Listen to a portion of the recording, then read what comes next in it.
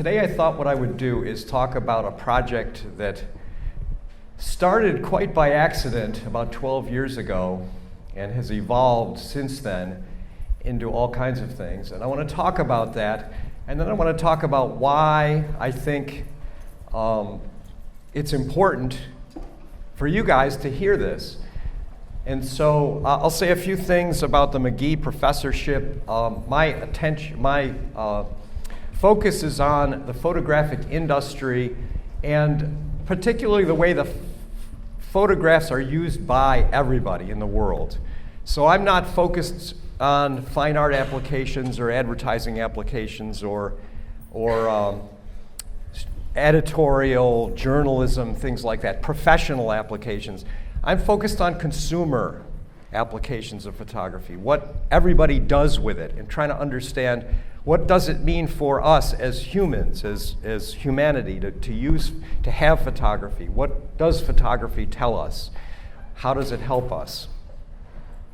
And so I thought I would start by showing you the origins of my interest in photography. 1963, my first camera was a Kodak Starmite. It was given to me by an uncle, and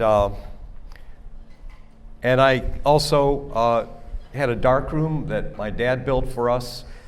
It was very primitive, but we watched the magic of the darkroom. All of you, I think, have been grabbed by this at one time or another. I'm so amazed at how many first-year students are still shooting film. How many of you still shoot film? No, it's just, I thought by now for sure the answer would be nobody. Film, what's film? But you do, for some reason, and we speculate a lot about that. My first job in the photographic world was working for our local weekly newspaper called the Camillus Advocate, and I did the photography. I also did some writing and things like that. And it was really thrilling. We had about a 10,000 circulation. I also went and picked up the papers in a van and delivered them to the boxes and to the stores that distributed the paper. And so every week, I think it was on Wednesday, today's Wednesday, I would go pick up the papers and see how terribly they reproduced the pictures that I took, because back then it was a very, very primitive process of newspaper reproduction, and then I would take them out and send them out into the world, and I got this thrill of having people see my pictures. I also worked on the advertising side of the paper, so it was sort of like we didn't divide the world into editorial and ad and journalism and all of this stuff. It was just like anything that needed to be done. I remember taking pictures of the two guys at the top there, the Piro brothers, and trying to make them look like they weren't going to rip you off when they sold you a car, and design the ad with all kinds of press type and everything like that. So very, very primitive. Mid-70s, Richard Nixon was the president. Actually, he was being impeached that summer. They were talking about impeaching him. They never impeached Nixon because he quit before they did. The reason why I had that job is nepotism. My mom was the editor of the paper. So don't discount sometimes having your mother be the editor of the paper. That does help. And we had a lot of fun. We had a lot of fun together. I've always had a lot of fun with my mother. She's still alive. She's almost 92. And we still have fun. And I hope that all of you have that experience of having your parents grow very old and being able to continue to have fun with them. Fast forward to my career, my life at RIT. I've been here since 1981. I started lecturing in Webb Auditorium in 1982, so that's 36 years ago. And over the years, I wrote some books, and when you write books, these books went out into the world. They were translated into different languages, and I became known in the world for being a writer, an author, and I was invited to speak at conferences around the world got to travel the world because really those two books really got me out and traveling across the world. And at the same time, had this need to do something with photography because I always loved photography. It was always my first love. And so in 2001, my wife and I started a private press called Fossil Press. And we have been publishing under this imprint since 2001. And we've published some books that are more commercial in nature, some that are more documentary in nature. We published a book a few years ago about Kodak, the end of Kodak. We published a book about the Jewish history of Rochester, which became very popular here and was distributed by the JCC. And Michael Perez actually did all the photography. Professor Perez here did all the photography for that book. And the first book that we actually published with Fossil Press was a book about the Hochstein Music School, which is where my kids all studied music. And I spent many Saturdays and evenings there just waiting for them during the music lessons and then photographing what I saw. And I did a lot of promotional photography for them too over the years. And it's the one award I've ever won in my life for being Volunteer of the Year there at one time because of the photography. So a lot of different ways of using photography in my life, both professionally and then as something else. And it's the something else that I'm more interested in talking about today. And so let me tell you about an accidental stumbling into a project, and that's the Instant Book Project. And it was on that day in 2006. It was snowing outside, and I had received an invitation to speak at a customer event for Xerox. And they wanted a headshot, and I did not have a recent headshot. The headshot that I had was this one, and I really had come to hate that picture. For some reason, I think it's because of the purple shirt and the tie, the big wide flowered tie. My hair had changed, my glasses had changed, I just didn't like the picture. And so I thought, oh God, I got to get a better headshot. And so I started looking through my computer, looking for pictures of myself that I could send, that I could crop for a headshot. And they all looked kind of like this.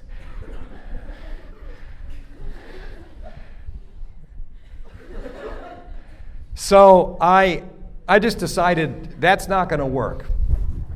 So instead, I thought, well, I'm a photographer, and I had this cool little Nikon Coolpix camera where you could turn the screen and face and sort of like do a selfie.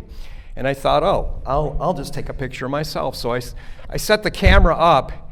It was a little too close, and I started taking pictures of myself and realized I wasn't going to be able to get a good picture. So I just gave up on that idea.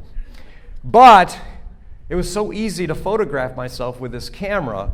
And 2006, it was really, they had just 2 years before defined the word selfie. The Oxford English Dictionary, I think, or Merriam-Webster or something said selfie was the word of the year. And I didn't know that. I didn't really had never heard the word. But I started taking pictures of myself that day up in my little studio upstairs. And I ended up with hundreds of pictures on my hard drive, in my camera. And I thought at first what I would do is use them to create a set of emoticons that I could substitute in place of words in my memos and for example, dear colleague, and then just an emoticon, sincerely. Something like that. This one would have worked for half of the memos that you send to your academic colleagues, by the way. And some of you, if you pursue lives in academia, you will understand the humor of that in the future. But I got this idea. We had been making these books for this was about 2006, so about 5 years. I had all these templates on my computer for Fossil Press, and I thought, hey, I could take these things and I could make a book. And I made a book called Facing Myself. And I did it that same day, okay, January 8th, 2006. And I then used the book as the centerpiece for the talk that I gave for Xerox. So it was like I solved the universal, or what is it called? The unified field theory. I solved all the problems at once. And it was a huge hit. Facing Myself. I actually followed up with Facing Myself Extreme. I thought of Facing Myself Light. I still think I should do a LITE, but I never got around to that. This one wasn't so popular as the first one, and I do have a copy of Facing Myself here, and you guys can see all of these things afterwards.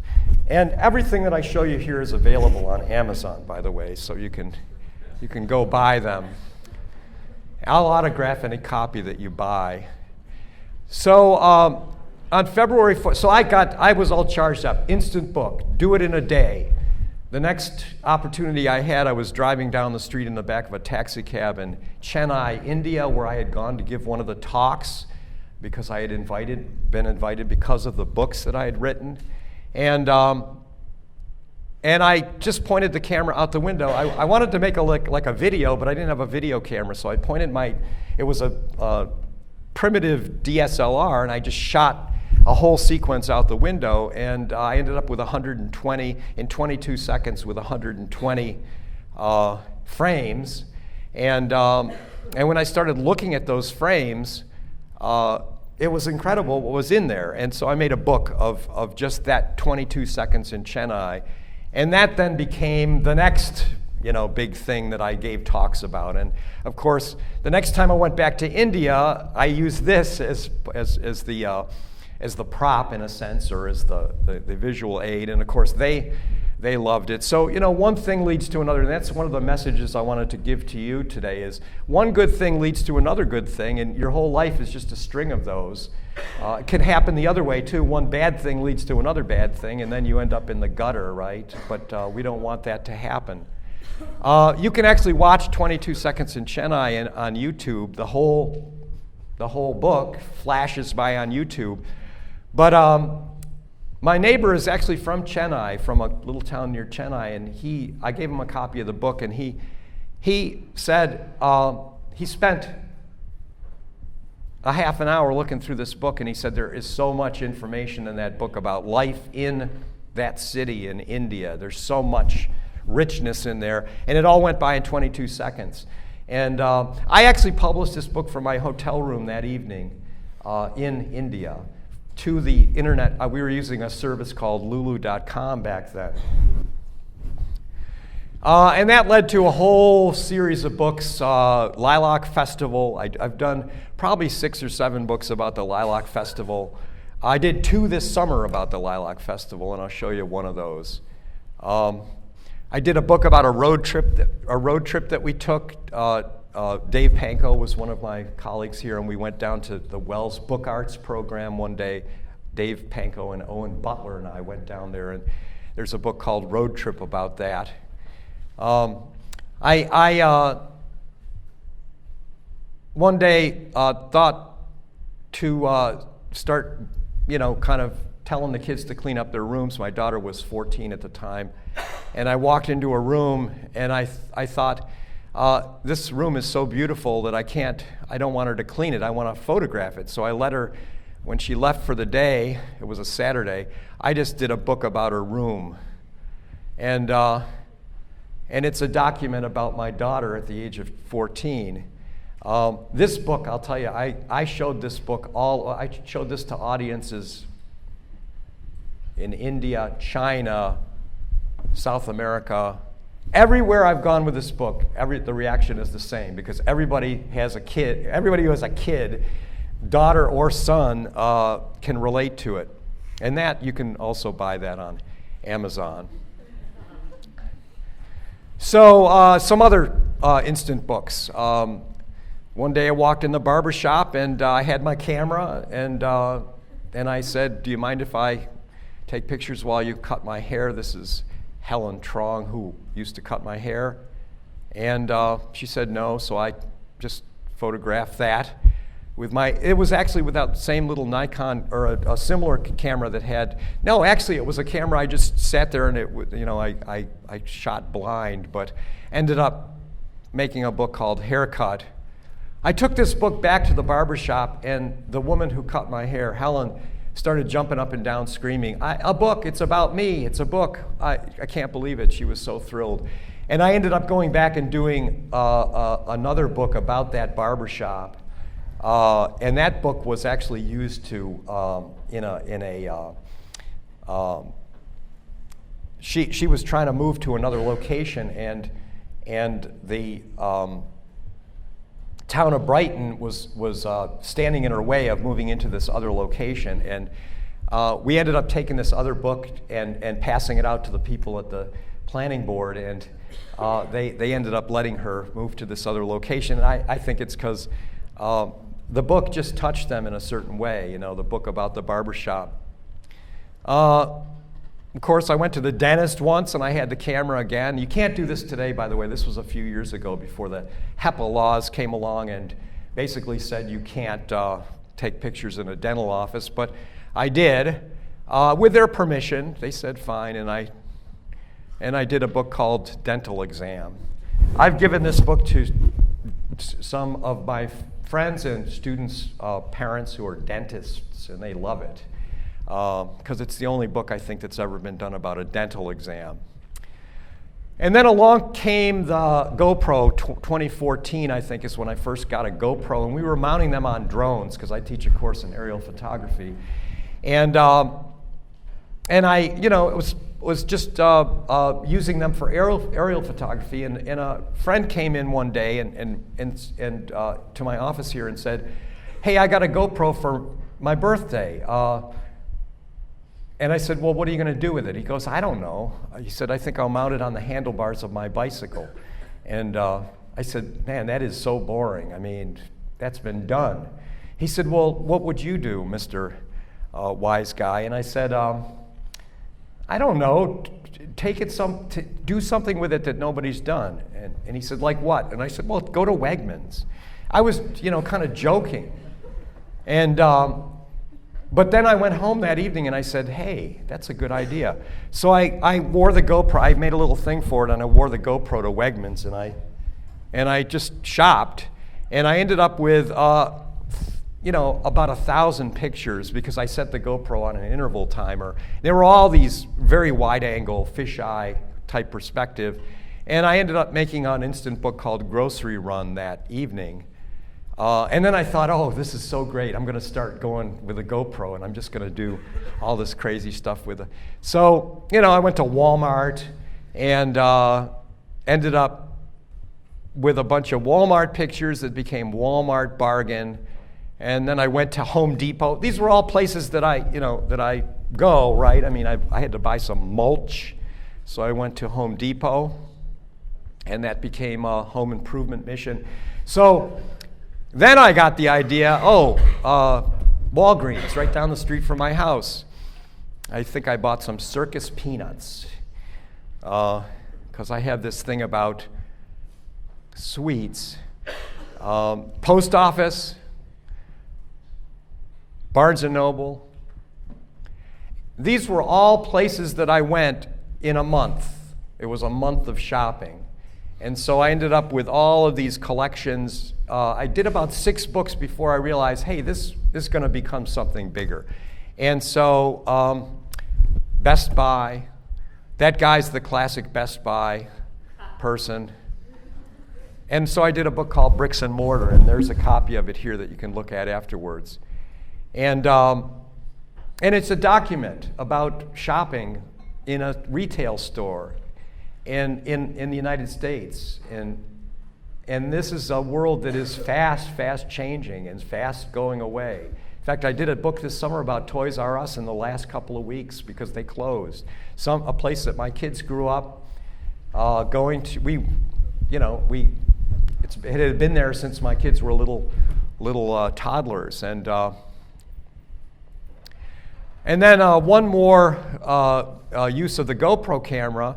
My neighbor Dushanka, who's no longer lives next door to us, she moved up to Webster to live with her son, but she's a woman who was originally from Macedonia, and so we had a lot of fun with her. She used to come and say, "You take me to the market, I need to buy something," and so we would take her to the market. And we went to the Greek store. She wanted to go to the Greek store to buy some feta cheese for some family celebration. So we went up on Winton, I think it's on Winton, and went to the Greek store. And the store was closed. So, and I was wearing my GoPro camera because I had gotten into the habit of always wearing a GoPro and just photographing everything.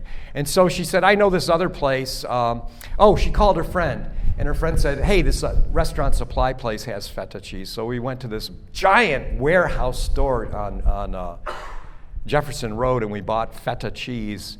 And so I had all these GoPro pictures. And we bought 2 7-kilogram buckets of feta cheese. God only knows what she did with it. But what I did with it is I made a book called Giant Buckets of Cheese.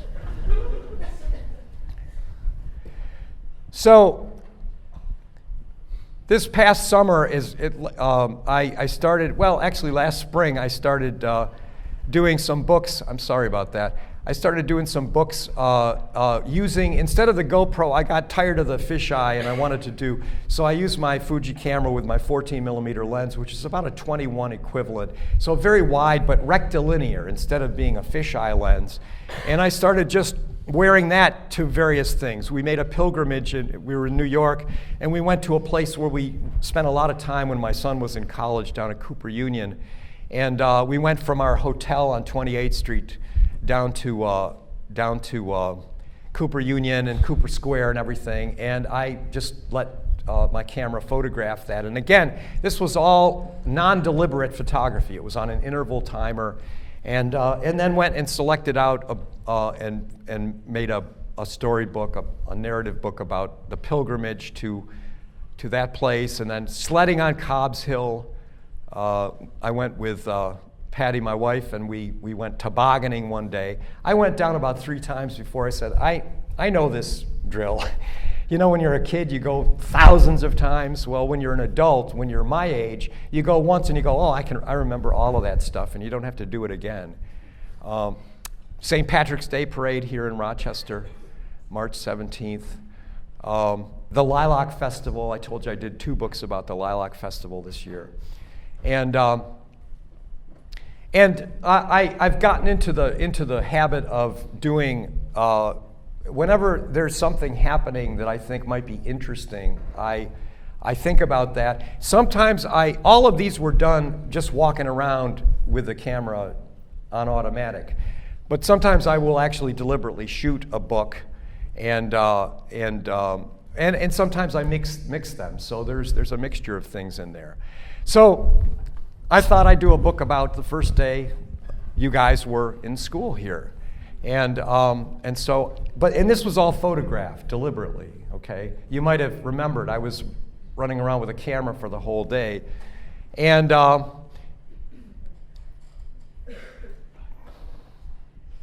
so there's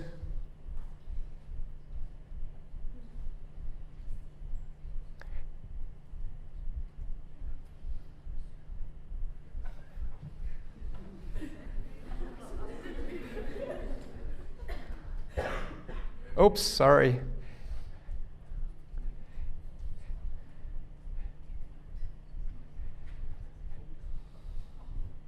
So the bus ride, we went to our bus went to the Eastman Museum. And I made a book called School Starts Today. And I actually brought copies for all of you of this book, which I will give you at the end of the lecture here. You can also buy a copy on Amazon. By the way, we use the platform we use to get to Amazon now is called CreateSpace, and it's it allows you to actually publish a book at no cost. You don't have to pay anything up front, and you can actually have the book up on Amazon on the next day. You publish it on one day, it's up and available on the next day. So what I'd like to do is talk a little bit about what I've learned and what I think this all means. And I want to tell you about this book, which you will probably, at some point, somebody's going to expect that you read this book. It's by Roland Barthes. It's called Camera Lucida, and it's one of the classic books about photography. And it's a very, very difficult book for people to read because, first of all, it's translated from French, and the French that it's translated from is very, very dense. And so it's not an easy book to read, and yet it is quite a simple book to understand if you really get through it and you understand what he's trying to say. And what he's trying to say is really all summarized in the last paragraph of the book. And so I'd like to read you that last paragraph and then try to decode this for you. Such are the two ways of the photograph. The choice is mine, to subject its spectacle to the civilized code of perfect illusions, or to confront in it the awakening of intractable reality. Now, if you've never read this book and you've never struggled with Barthes, I would expect that you read this and say, what in the world is he talking about? And but it's a lot easier to understand than you might think. So let's talk about those two things. You have a choice between two ways of thinking about photography. One is to subject its spectacle to the civilized code of perfect illusions. What does that mean? Subject its spectacle to the perfect code of to the civilized code of perfect illusions. Well, let me show you a picture that illustrates that, and that is this picture from the book I'm going to give you. Why is this the civilized code of perfect illusions, or why does this picture illustrate that? Well, this is a picture. I took the picture. That's the first thing, deliberately. I took it to communicate an idea, or to in a sense tell a part of a kind of story. And the story was, these students are here, photography students at RIT, on the first day, and we took them to the George Eastman Museum, which is one of the top museums of photography in the world. And they were touring the museum, and the first thing they did was they heard from one of the docents about the Eastman Museum, with George Eastman, maybe a little bit older than they were at the time, sort of looking over them. This is a picture that is meant to be decoded by you in a very civilized, rational way. It has that kind of meaning. All right? There's no surprise in this picture at all, because it is intended to simply adhere to the civilized code of perfect illusion. The reason why we say perfect illusion is because the one thing we don't know about is what was going on in all of your heads while you were doing this. Some of you were thinking, oh God, I'm here. Some of you were thinking, I have a headache. Some of you were thinking, I really like that person over there, and I hope she or he notices me, or whatever, right? Or I'm nervous, or did I use enough deodorant this morning, or are my teeth, or spinach in my teeth? I mean, all kinds of things are going on there. But the civilized code of perfect illusion here is that you're all basically there in the Eastman Museum, photography students and George Eastman. Okay, so, and we live and die by these pictures, right? I mean, these are the pictures of our lives. But let me show you another picture. This is the other part of what Barthes is talking about. The awakening of intractable reality. Barthes talked about this idea that in a picture you could have two things happening. First of all, you could have this civilized code of perfect illusion In other words, the picture is about the first day at the Eastman Museum type of thing. But then within that same picture, there could be some aspect of that picture that was not intended, that jumps out at you, and what he said was it would pierce you, it would wound you. It was something he called by the Latin the punctum, the thing that would come out and hurt you. Barth was hurt by a lot of things, all right? And this is an example of something where that aspect of the picture came out and it did that to me. It didn't hurt me so much. I was showing these pictures to my wife, and she looked at it and she said, they're alone. Many of them are all by themselves. You notice the distance at which they're sitting from each other. They're kind of in their own little world. They don't know anybody. Maybe they've made one friend or something, and they don't even know whether that person is a friend. And then I remembered all that memory of being the first day away from home at school. And that feeling of loneliness, that profound loneliness of being away at school for the first time and knowing that you were totally outside of your world of familiar friends and things like that. By now, most of you have sort of connected a little bit with people, so you don't feel the same thing. But I felt it when I looked at this, and I thought, wow.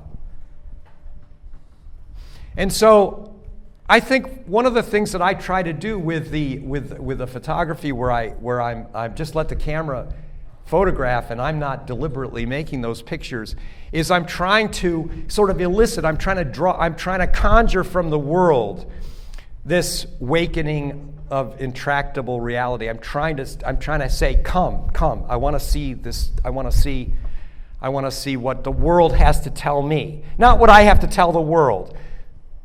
Because we spend most of our time doing that. What am I going to say to the world? What am I going to say to the world? What am I going to say about myself to the world? Half the stuff on Instagram is just, hey, here I am, look at me. So beautiful. So in that book, here's the wound, here's the punctum, here's the thing that came and jumps out and strikes me. Is I walk into the little shop to buy a pack of chewing gum, and the camera's photographing, and there's a woman behind the counter who's just there to sell me chewing gum, and it's sort of like the bricks and mortar stuff, and then at the end, and I realized the thing that strikes me about this is that for me, I was traveling from Columbus, Ohio to Rochester back home. I have a camera because I'm photographing, because I'm working on my art, my projects, or whatever you want to call it. And I'm just passing through, and I spent 20 seconds in that store. And she, on the other hand, has been there for how long? If she's working a normal day, a shift, 8 hours, and maybe has a break every 2 hours to run off and do something. And I realize how profoundly different our experiences were at that time. Now, if she was, a lot of times I'll come back with a photograph and there'll be a woman behind the counter or somebody behind the counter who's 75 years old, and I realize, wow, what a difference between my experience and that person's experience, maybe a whole life of experience. And I realized how much more incredibly strong that person is at that moment than I am, especially at the end, to smile like that. Because I'm just one of hundreds and hundreds and hundreds, day after day after day, who comes through there, and she smiles. And I, as a result, when I look at something like this, I think, I can't possibly ever look at a person behind a counter, ever, and not pay them the respect that they deserve because of what they do for their whole lives in some cases. And so getting back to Barth, the two ways of the photograph, I think that it comes down to this. The civilized code of perfect illusions is what pays the bills. And a lot of what you're going to learn here is that, because you want to pay the bills, right? You are going to be required to make a living somehow, and that's all wonderful. We all do it. But if you really want to have a complete life with photography, you also have to pay attention to that other side of the equation, Barth's awakening of intractable reality, and want that to happen. And that is the part that's going to save your soul.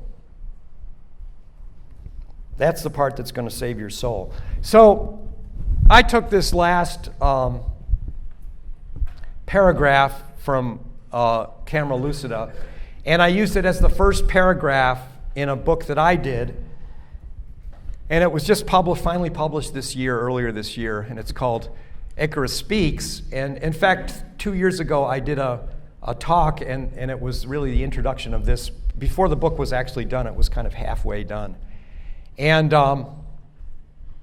what I'd like to do is I'd like to end this talk, and then I'll give you the books that I have for you. What we'll do is I'll just hand them to you. I want to hand them to you one by one, but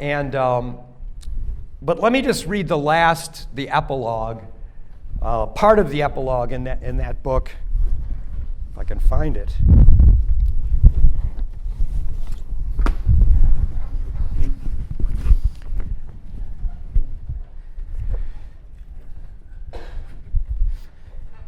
My brother Jim once purchased a 1969 E-Type Jaguar sports car that had been rusting for more than 30 years in an open carport in Boston. He spent 2 years restoring it in his spare time. When he was nearly finished, he drove the car to an antique auto show in a nearby town to put it on display. Although the car was sparkling by comparison to what it had been, it was not flawless. The paint job was a bit lumpy, and the chrome work still showed some traces of rust. He soon realized that most of the classic automobile fans attending the show were viewing his car through highly refined and critical eyes. When they looked at it, they saw only where it deviated from their ideas of perfection. Several of them made it known in subtle ways that his work was not of the highest quality. In comparison to many of the other perfect specimens at the show, Jim realized that his car was a bit homely, and he was disappointed by the negative commentary. Then a group of disabled adults from a local group home came walking up to his car. One of them was blind. The blind man became excited when informed by his attendant that he was standing in front of an E-Type Jaguar. He told Jim that this was his favorite car of all time, but that he had never actually seen a real one. He then asked whether he could touch it. The blind man's attendant pulled Jim aside and told him that none of the other car owners at that show would let him touch their possessions, and that it would be wonderful if he could touch this one. Jim responded, he can get into the car and touch whatever he wants. The blind man sat in the driver's seat and proceeded to run his fingers over every square millimeter of the interior of the car, all the while joyfully explaining that he couldn't believe he was sitting in a real Jaguar. One of his friends got into the passenger seat, and the two pretended to be driving on a road trip together. The blind man then ran his fingers over the exterior of the car until he had touched the entire thing. When he was finished, the car was covered with his fingerprints. Jim eventually sold the Jaguar after owning it for several years. He told me that his most cherished memory of the car is of the day he showed it to the blind man, the only person who had been able to fully appreciate it. Even Jim had not been able to see past his own idea of the perfect restoration to admire the car for what it was. The blind man liberated Jim's vision and allowed him to enjoy his own handiwork, if only for a while. Photography, too, has the potential to liberate our vision, enabling us to appreciate direct experience and be utterly surprised by what we see. William Henry Fox Talbot, the English inventor of the negative-positive photographic process, described this liberation in his book, The Pencil of Nature. And this is Talbot speaking. It frequently happens, moreover, and this is one of the charms of photography, that the operator himself discovers on examination, perhaps long afterwards, that he has depicted many things he had no notion of at the time. Sometimes inscriptions and dates are found upon the buildings, or printed placards, most irrelevant, are discovered upon their walls. Sometimes a distant dial plate is seen, and upon it, unconsciously recorded, the hour of the day in which the view was taken. Fox Talbot was surprised by the unedited view of reality that came from the camera, and he and his contemporaries were thrilled by it. From the time of Fox Talbot to the present day, photography has provided us a way of seeing the world through the agency of what he called nature's hand. But almost from the beginning, we have been compelled to reintroduce the hand of the human creator into the process, to turn Fox Talbot's pencil of nature back into a pencil. We naturally want to say things about the world through photography. Yet, unlike any previous pictorial medium, the world can also say things about itself to us through photographs. But if we are too distracted by our efforts to speak through the medium, it is easy to overlook some of the simplest yet most important messages the world is trying to send back. Each photograph captures a tiny reflection from a unique viewpoint of the vast and infinite world. By the time Fox Talbot had taken his first photographs, he already knew that no matter how many more would be taken from that time onward, no two would ever be the same. The absolute uniqueness of each photograph is a testament to the infinite splendor of the natural world. Photographs give evidence that each moment, witnessed from a variety of viewpoints, happens only once in the history of the world and will never happen again. Photographs prove that if we miss a particular moment when it is unfolding, we can never recapture it. The gift of unique moments can become a burden if we become greedy, desiring to be in more than one place at a time, or to live a life or multiple lives other than the one we are living.